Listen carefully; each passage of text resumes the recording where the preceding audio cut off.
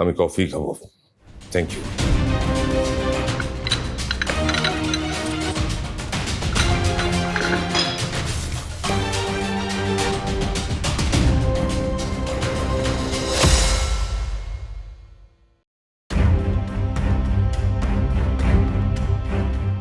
আমার এই পিয়নটা নতুন জয়েন করেছে সাফেদ, দেখে কিন্তু বেশ কাজের ছেলে মনে হচ্ছে, তাই না?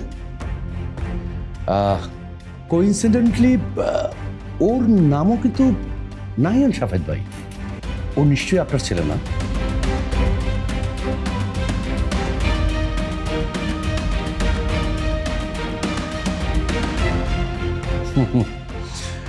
বিলেত ফেরত সাফায়েত রশিদের ছেলে কেন একটা সাধারণ অফিসে ফুড ফরমাস খাটবে? হ্যাঁ, এটা তো ভাবাই অপরাধ। হিউস্টনে রকিং টেস্টি, সীমানা ছাড়াও নিজেকে হারাও।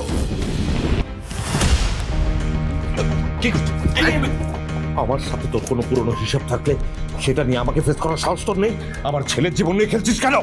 চল, কি করছিস? চলুন চলুন বলছি। আপনার সাথে তো খেলছি সাফেদ ভাই। হ্যাঁ, আপনার ওই আনারি ছেলে, নাবালক ছেলেটা তো উছিল মাত্র।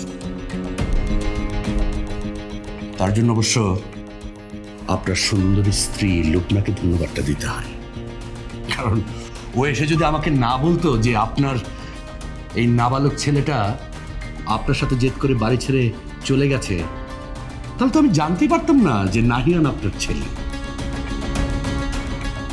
আপনি বোধহয় লুবনাকে কড়া নির্দেশ দিয়েছিলেন আমার সাথে যোগাযোগ না রাখতে। তারপরেও কেন যেন লুবনা এসে আমার সাথে যোগাযোগ করল। আগে ঘরের মানুষকে শাসন করেন, তারপর আমার সাথে বুঝতে আসবেন। কি বলেন সাফেদ ভাই? হাবিব, আমার ছেলের যদি কোনো ক্ষতি হয় তোকে আমি পিষে ফেলবো। ক্ষতি কেন হবে? আমি তো নাহিয়ানের উপকার করেছি। ও নিজে এসে কাজ চেয়েছে, আমি তাকে চাকরি দিয়েছি। আর তারপরেও আপনার যদি এত মায়া লাগে, ছেলেকে কোলে তুলে নিয়ে যান, দেখেন সে যায় কিনা।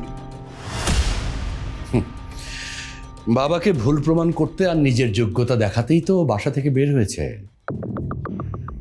এখন ওকে গিয়ে বলেন যে নিজের যোগ্যতায় এই পিয়নের চাকরিটাও সে পায়নি, পেয়েছে তার বাবার যোগ্যতাতে। সাফায়েত ভাই, হিসাব কিন্তু একদম সমান সমান। একদিন লুবনার হাত ধরেছিলাম বলে আপনি সবার সামনে আমার কানে চড় মেরেছিলেন। আজ আপনার আদরের ছেলের গায়ে পিয়নের তকমা লাগিয়ে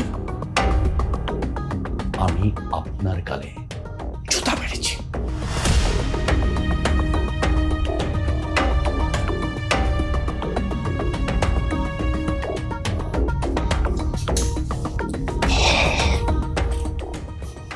আমি এখন শান্তিতে একটু কফি খাবো।